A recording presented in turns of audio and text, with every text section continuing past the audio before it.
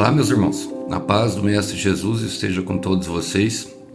Que Deus abençoe quem me ouve, que o Senhor possa vir falar conosco sempre por intermédio da sua santa palavra. O texto hoje para nossa breve meditação encontra-se no livro do profeta Amós, capítulo 9. Eu quero ler a partir do verso 7. 5 versículos, vamos lá. Acaso vocês, israelitas, são mais importantes para mim que os etíopes? Diz o Senhor. Tirei Israel do Egito, mas também tirei os filisteus de Creta e os sírios de Kir. Eu, o Senhor soberano, vigio a nação pecaminosa de Israel. Eu a varrerei da face da terra, mas jamais destruirei por completo o povo de Israel, diz o Senhor. Pois darei ordens e sacudirei Israel com outras nações, como o trigo é sacudido na peneira, mas nenhum grão se perderá. Todos os pecadores, porém, morrerão pela espada. Todos que dizem, nenhuma calamidade virá sobre nós. Naquele dia, restaurarei a tenda caída de Davi, e consertarei seus muros quebrados das ruínas, e reconstruirei e restaurarei a sua antiga glória. Eu quero repetir, restaurarei a sua antiga glória. Israel possuirá o que restar de Edom, e todas as nações que chamei para serem minhas. O Senhor falou e fará essas coisas. Eu quero repetir, o Senhor falou e fará essas coisas. O profeta Amós, irmãos, ele pregou em um tempo em que a Israel tinha sido dividida entre Israel e Judá. Israel era o reino do norte, Judá era o reino do sul, onde ficava a capital Jerusalém. E durante esse período houve grande opressão política, onde os ricos ficavam cada vez mais ricos e os pobres cada vez mais pobres, gerando assim conflitos e muita exclusão social naquilo que era o povo de Deus. E trazendo esse contexto, e era um período anterior ao exílio babilônico, isso é um dos motivos a qual Deus levou os israelitas ao período de exílio, período de deserto. Vamos lá, vamos fazer umas aplicações pertinentes a nós, trazendo para a nossa vida esse texto. Bom, o versículo 7 ele fala: acaso israelitas, vocês são mais importantes para mim que os etíopes, diz o Senhor. Tirei Israel do Egito, mas também tirei os filisteus de Creta e os sírios de Kir. É uma verdade bíblica, irmãos, que Deus ele não mostra favoritismo. Quando Pedro chega de frente a Cornélio para pregar ali em Atos 10, no versículo 34, ele assume diante de Cornélio, mesmo se colocando numa posição de um ministrante da palavra, a um homem que era poderoso. Ele fala: vejo que Deus não mostra favoritismo para ninguém. E essa é uma realidade bíblica. Essa é uma realidade que nos acompanha e que nós devemos ter em nosso coração. Agora, sabendo que cada um carrega um propósito, e é mediante a esse propósito que Deus nos mede. Ele não mostra favoritismo entre pessoas, entre cargos, ele não mostra favoritismo entre cores, entre credos, ele não mostra favoritismo em nada disso. Você quer que eu te fale alguma coisa? Deus não é assembleiano, não é batista, Deus não é evangélico, Deus não é católico, Deus não é espírita. Deus, ele joga num time, o time do filho dele. Aquele que crê no filho dele não perece. Aquele que crê no nome que salva não perece, tem vida eterna. Agora Deus mostra, sim, acepção de atitude, e é justamente a rejeição da graça no filho dele. E é isso que nós devemos entender. Nós precisamos compreender isso. Ele não mostra acepção de pessoas, mas mostra sim acepção de atitude. Por isso que tem alguns filhos mais íntimos e outros não, porque alguns quiseram chegar perto. Bom, ele fala: tirei Israel do Egito, mas também tirei os filisteus. Naquela época acontecia algumas guerras e o governo babilônico, os assírios, eles já haviam começado o processo de conquista mundial. Então eles já tinham passado e Deus já tinha dado livramento a outras nações que até mesmo não eram israelitas, mostrando para Israel que não tinha favoritismo. E devemos entender isso. O Senhor sempre fala no âmbito de nações por causa do tamanho do poder dele, para que nós venhamos a compreender que aquilo que é pessoal acaba sendo nada para ele. Bom, e no versículo No versículo 8 ele vem, eu, Senhor soberano. Eu gosto dessa expressão, eu, Senhor soberano, porque mostra que ele é soberano em todas as situações e tem controlado sim a história da humanidade, que nada foge do controle dele. Ele fala, ó, vigio a nação pecaminosa de Israel. Eu a varrerei da face da terra, mas jamais destruirei por completo o povo de Israel, diz o Senhor. O Senhor mostra uma rigorosidade com aqueles que conhecem a palavra, que já conhecem. Israel naquele momento determinava justamente a nação. Quando fala de Jacó, fala do patriarca, mas quando fala Israel, fala justamente da nação. E ele chama ela de nação pecaminosa, assim como todos os outros. Ele dá essa ideia e ele fala que vai varrer da face da terra. É impressionante isso, porque em Lucas 15 nós vemos justamente a questão dos pecadores em arrependimento, como o Senhor trata. O Senhor Jesus conta 3 parábolas. Ele conta da ovelha perdida, a da dracma perdida e a do filho pródigo. A da dracma perdida fala de uma moeda que se perdeu dentro da própria casa. É aquilo que foi perdido dentro de um ambiente que não deveria ter nada perdido. É a nossa casa, é o nosso momento. E ele fala, varrerei, mas não destruirei por completo. Por quê? É o momento, meus irmãos, que o Senhor começa a nos colocar no processo, que é necessário que a palavra fala que a mulher, para encontrar, ela acende a candeia, pega a vassoura e varre, e varre diligentemente, até encontrar. Acender a candeia fala de observar e ter a ideia de ver o que está errado. Varrer fala de limpar as emoções, limpar sentimentos que nós não precisamos dele, alguma coisa que foi perdida. Eu estou pregando aqui para alguém que perdeu alguma coisa de muito importante. Eu estou pregando aqui para pessoas que buscam, sabe, no Senhor algo que é importante para eles. E o Senhor se importa, sim. Tanto que ele fala, não destruirei por completo. Por quê? Porque ele vai levar só o que nós não precisamos. E quem está falando aqui diz o Senhor. No versículo 9 ele fala, darei ordens e sacudirei Israel com as outras nações. É nesse momento que há uma mistura, mas é nesse momento que nós entendemos o processo. Só voltando aqui à questão da nação de Israel, irmãos, da rigorosidade para nós prosseguirmos, em Lucas 12, 48, o Senhor fala que a quem muito foi confiado, mais será exigido. Nós já sabemos da verdade. Então precisamos entender que talvez para nós, é por isso que o Senhor disciplina de maneira mais forte, porque nós já conhecemos a verdade. E é por isso que ele dá a ordem para sacudir, porque é nesse momento que começa o processo. E o processo ele não é agradável, irmão. O processo ele envolve espera, ele envolve paciência, ele envolve justamente mexer com as nossas emoções. Para quê? Para que nós venhamos a frutificar, para poder florescer e crescer. É um momento de amadurecimento espiritual, sabe? O processo, eu gosto, sabe, de uma expressão que eu separei aqui para vocês, que tem em Deuteronômio, que ele fala justamente da nação de Israel, como ele tratou no meio do deserto a nação de Israel. Deuteronômio, capítulo 32, versículo 10. Moisés, naquele momento ali, está fazendo como se fosse, uma retrospectiva, como tem no final do ano, lembra? Os melhores momentos. E ele está trazendo ali, escrevendo para o povo de Israel o que Deus fez.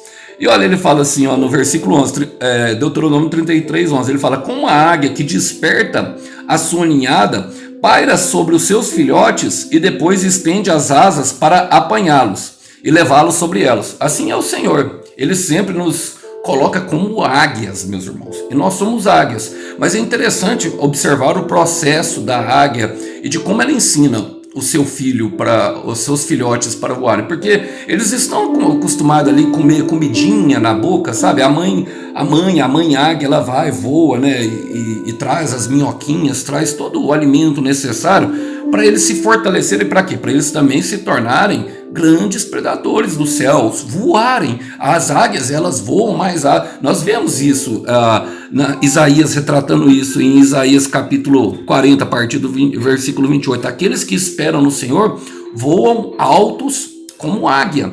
Mas esse processo é necessário, porque a mãe águia, ela chega, ela coloca primeiro uma proteção, né, faz o ninho no mais alto da montanha, porque como ela voa mais alto, ela consegue respirar em lugares onde o ar é rarefeito, ou seja, onde tem escassez de ar.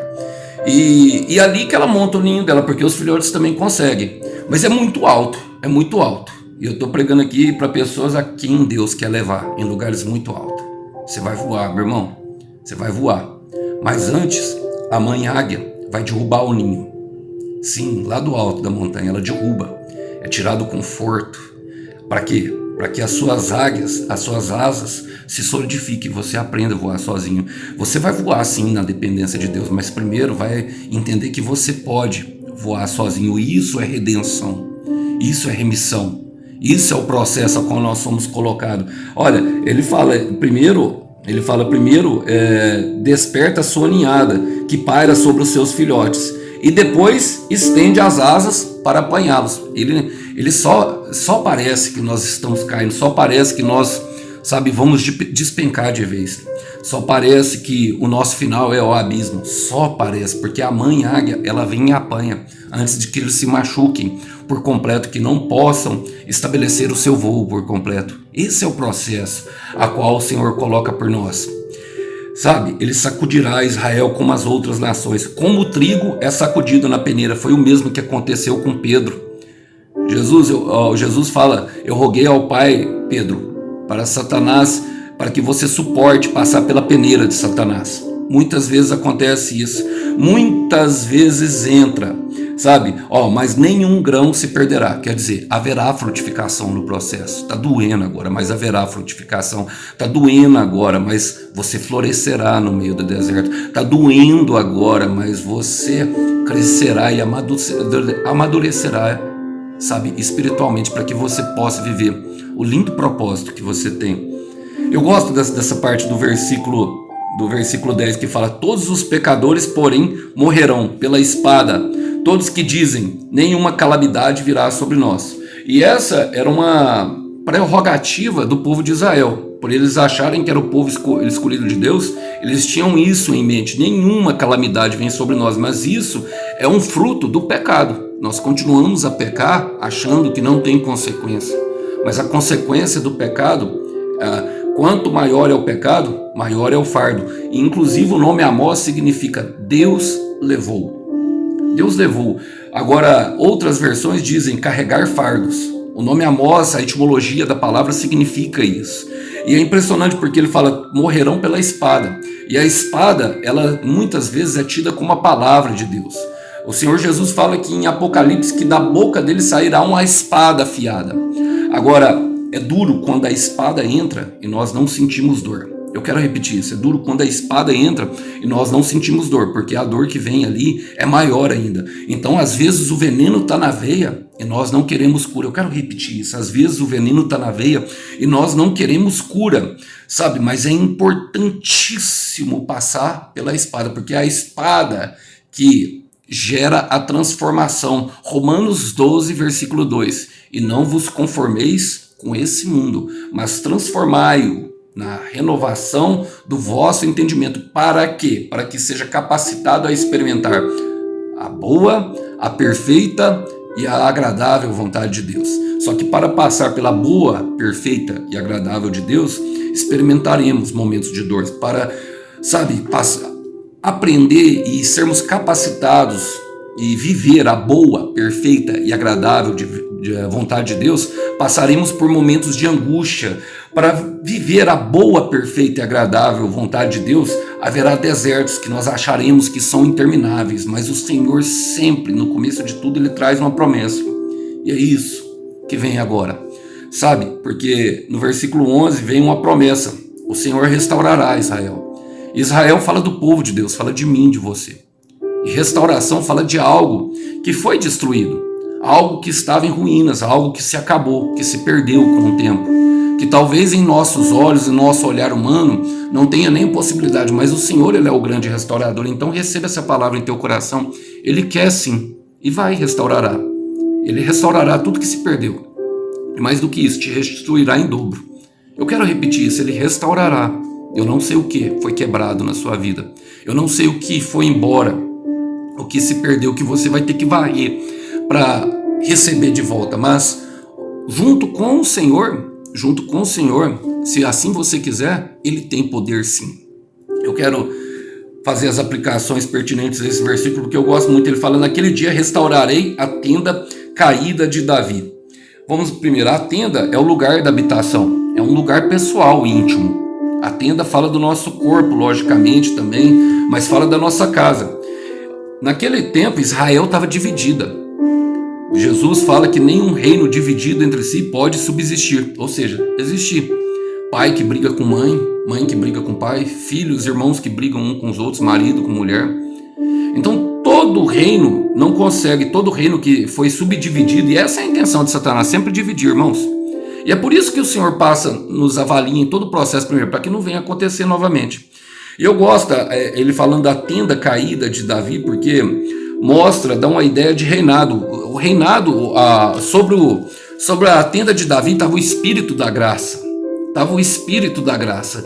E isso é algo importantíssimo para nós entendermos, sabe? O que o Senhor faz e o que o Senhor traz para nós. Qual é a vontade dele? A vontade dele sempre é restaurar, irmão. Sempre é reconstruir. Só que reconstruir, como eu disse, precisa de paciência, precisa de coragem, de força, determinação, de saber que é junto com o Senhor. No segundo livro de Coríntios, Paulo fala que nós fomos chamados para ser cooperadores da obra de Cristo, e essa é uma obra que se trata da sua vida, meu irmão. É uma obra que se trata da sua família, minha irmã. É uma obra que vai gerar amor dentro do teu coração. No seu olhar você pode olhar, tá um caos. Olha, é justamente isso que ele fala, ó, consertarei seus muros quebrados, das ruínas eu a reconstruirei. E toda vez que nós vamos olhar primeiro a reconstrução de Jerusalém voltando, nós olhamos para os reconstrutores, Esdras e justamente Neemias. Primeiro se reconstruiu o templo, para depois reconstruir a cidade e os muros. E foi aqui o que ele falou, o templo é a tenda. Primeiro o altar do teu coração, meu irmão. Primeiro uma obra interna, para depois ir para o muro. E o muro fala de limites, consagração, ou seja, santidade, e também fala de proteção. É por isso que você está num lugar, é por isso que nós vamos para um lugar sozinho, o deserto, Medevá, que é um lugar onde nós conseguimos ouvir a palavra, e um lugar que nós não queremos ficar, que é inóspito, nós queremos sair. Então nós precisamos de saber quem conhece o caminho de saída.